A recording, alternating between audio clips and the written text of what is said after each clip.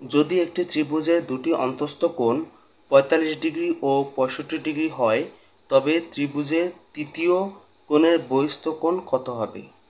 তো এখানে আমি একটি চিত্র অঙ্কন করব বোঝার সুবিধার্থে যে কোনটি অন্তস্থ কোণ হয় এবং কোনটি বহিস্থ কোণ।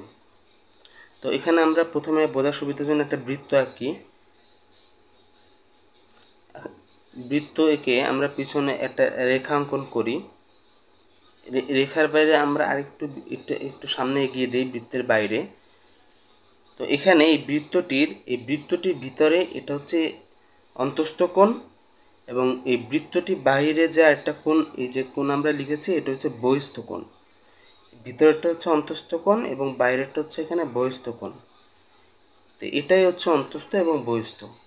তো এখন আমরা প্রশ্নে চলে যাই। প্রশ্নে বলেছে যে একটি ত্রিভুজে দুটি অন্তস্থ কোণ ৪৫ ডিগ্রি এবং ৬৫ ডিগ্রি হয়। তার মানে এখানে ভিতরে হচ্ছে আমরা জানি একটি ত্রিভুজে মোট হচ্ছে ১২৮ ডিগ্রি, তিনটি কোণের সমষ্টি হচ্ছে ১৮০ ডিগ্রি।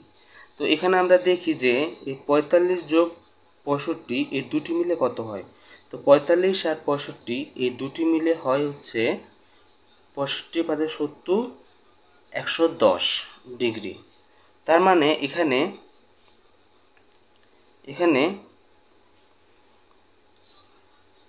এখানে দুটি অন্তস্থ কোণের মান হচ্ছে ১১০ ডিগ্রি।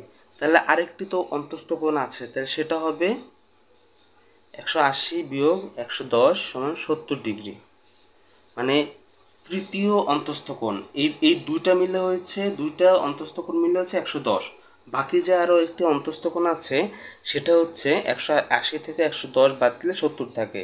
তার মানে তৃতীয় অন্তস্থ কোণ হচ্ছে ৭০।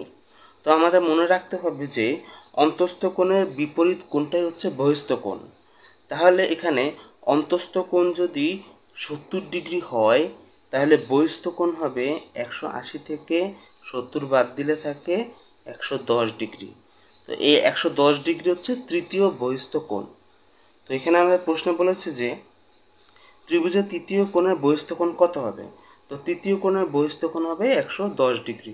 তো এখানে ১০ ডিগ্রি হচ্ছে উত্তর।